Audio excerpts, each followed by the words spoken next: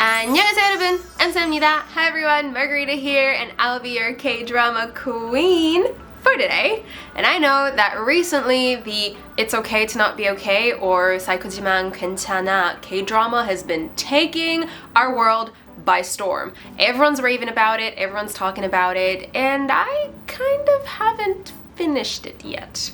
Oops. I did share some of my thoughts after watching about 7 episodes in this video, but what really distracted me from finishing it was, of course, the grand comeback of my favorite actress of all time, Song Ji-hyo. Oh, she's just so perfect, and she's such a huge role model, and I love her so much, and I'm not even afraid to admit that I have the biggest girl crush on her. So obviously, when I heard about Was It Love or 우리 사랑했을까, I just knew I had to watch it. And then after I watched it, I knew I had to convince every single one of you to do the same thing because it is just something special. So here's my review / all the reasons I think every single type of K-drama watcher would genuinely enjoy Was It Love, so you should definitely not skip it on your next Netflix binge. Alright, so originally I was actually not 100% convinced about the plot when I saw all 4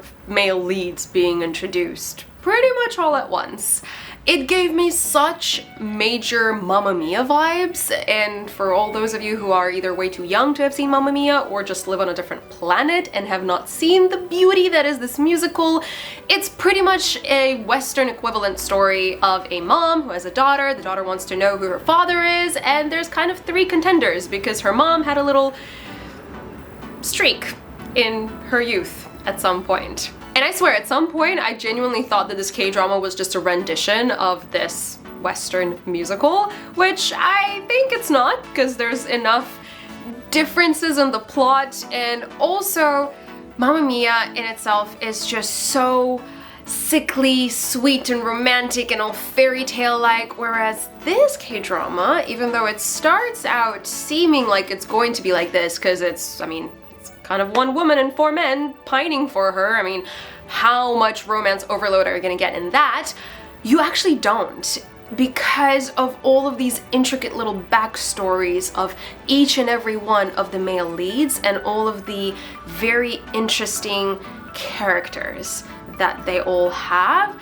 I felt like that gave a very, very good balance to the overall romanciness of the story. Equally, what made this very, very interesting was that the intentions of each and every one of the male leads towards Noejong were completely different. I mean, I'm not gonna give you guys out any spoilers, first time in a K-drama review on my channel.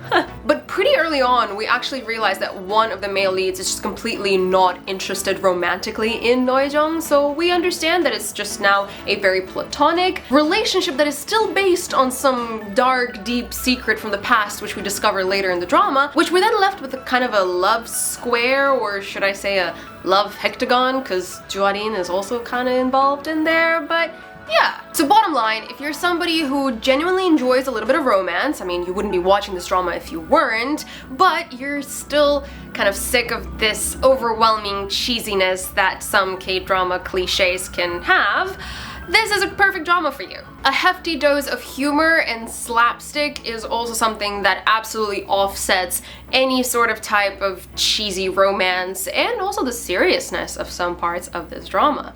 Speaking of the seriousness, another element that I really, really enjoyed in this drama was the insightfulness and the inspirational underlying depth that you get from certain aspects of the plot, which touches on things like single parenthood, various types of social stigma, and just general love and relationships in your older years. I mean, I'm not talking like pensioner type of age, but I genuinely feel like in the West we have this perception that your teens and your 20s are just like this fountain of youth where that's when all you can do and have all the fun in your life, and then after you turn 30 that this is it, you just turn into this like rusty little ash and you're done with life. Whereas in Korea, I feel like that notion is slightly extended, whereas you're just considered this youngling little sprout in your 20s, and then as soon as you turn 30, you're like, yeah, you kind of get a pass for being an adult, and then when you approach your 40s, that's when they're like, okay, cool, you're seasoned, you're an adult, you're mature now. And I really enjoy this notion that your life is really not all about your 20s, being introduced to the Western societies through K-dramas like this. And I actually still think that in illustrating a main female lead in her late 30s, what, she's 37, Noyejong, right? And the idea that there's so many sacrifices that you have to make in order to just have all sorts of different aspects of your life in place at that age, whether it is your passion or your family or your relationships. It is just so multifaceted and it's so beautifully portrayed in this drama. I really enjoyed that aspect of it. The angst of a child that is trying to look for her father without realizing all of the consequences and all the pain that is going to come with knowing the answer. This heart-wrenching pain that a mother feels towards her daughter that she raised by herself, and now she sees her daughter essentially following in her steps and feeling that guilt, and just oh, so many beautiful existential little stories being sprinkled throughout this drama made it a perfect drama for a viewer that just enjoys that little bit of thought-provokingness, can I say that? And depth and inspirational aspect in a drama. Also, if you enjoy playing a detective as much as I do, but you kind of get grossed out by all the corpses and you kind of get freaked out by all the dark alleys, this drama is for you because you get to piece all these little puzzle pieces together and try to figure out the biggest question of the story, which is who on earth is the father of Noejong's daughter? And seriously, this question stretches out pretty much throughout the entire drama, which I give props to the writers for being able to keep up this momentum and this intenseness of this question, because it could have easily died out at some point in the middle of the drama. There was a great balance between being given little tiny clues and us always feeling like, yep, this is it, I know exactly who the father is, and then something else happens and we're like, no, a seed of doubt has been placed in my mind and now I'm so confused.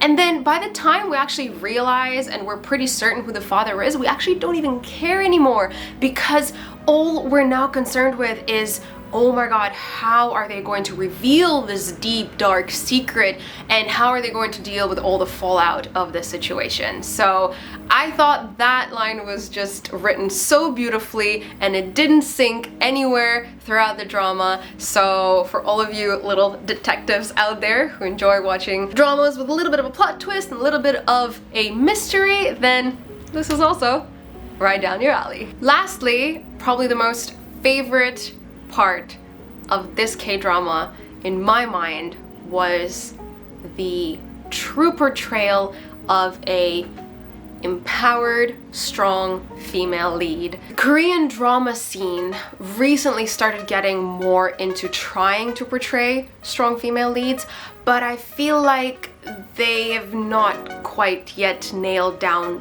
what it really means to be a strong female. Most of the time in recent dramas, I see strong female leads being portrayed as rude and mean and nasty, quite narcissistic, very egotistical, and just not at all caring about any other person around them. And to me, that is just a nasty person. That's not a strong female. I just don't think that you necessarily need to make a character truly brutal and obnoxious and just genuinely mean in order to portray their strength. Strength can be shown in so many other very subtle ways, which I think has been nailed in this drama by Noejong's character and Song Ji-hyo's portrayal of it. The fire that Noejong carried all throughout her life for her passion, for this one true calling that she felt like she had in life, but at the same time being able to carry the burden of the responsibilities that have been placed on her by chance, honestly, and being strong enough to handle it herself, to be able to push through, to still be a great role model and provide anything and everything that she can for her daughter. That exemplifies the truest form of female strength I think there is. So yeah, it's just been so beautifully portrayed in this drama. If you guys want to go ahead and watch it, I mean, what are you still waiting for? Why are you still watching my video? Go over to Netflix and just do it already. With that said, obviously this was not a perfect drama. I've seen better ones. One thing I can say about it is that it may have been slightly dragged out in a couple of parts, and I may have fast forward a little bit in certain parts where I was just like, okay, I get it. Let's just move on. Otherwise, I thought the humor was great. I thought all the characters were absolutely amazing. The cast was stellar. The production was very cute and clever, and the music just finished it all off beautifully, like a little cherry on top of a great dessert. And yeah, that is all my feelings and all my thoughts about the recent new Netflix hit, Was It Love? I should really be their marketing person, shouldn't I? Netflix? No, I'm kidding. I love my job. But yeah, I hope you enjoyed this video. Do share with me any thoughts and feelings that you've had about this drama. Do you agree with me? Do you disagree? Please leave all of that in the comments. I really love to chat with you guys. Also, make sure to let me know what K-dramas you are currently watching and what I should dig my teeth into next, because I'm just kind of free floating in space. Kind of thinking of maybe going and finishing it off It's Okay to Not Be Okay, but I don't know. Maybe that train really has just sailed. Wait, ship has sailed. The train's gone. Yeah, you know what I mean.